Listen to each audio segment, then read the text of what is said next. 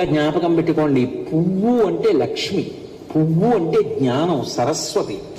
పువ్వు అంత కోమలమైనది, పువ్వంత పరిమళంతో కూడుకున్నది, పువ్వంత మంగళప్రదమైన వస్తువు లోకంలో లేదు.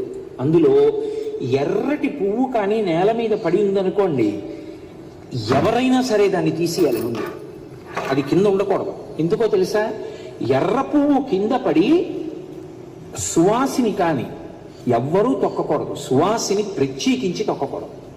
ఎందుకంటే అది సౌభాగ్య వస్తువు ఎర్ర పువ్వు. అందుకని వెనక ఎవరైనా తొక్కుతారేమోనని వెంటనే తీసేసి ఏ చెట్టు మొదట్లోనో పెట్టేయాలి. అంత పరమ పవిత్రమైనటువంటి పువ్వులు పూజ చేయడానికి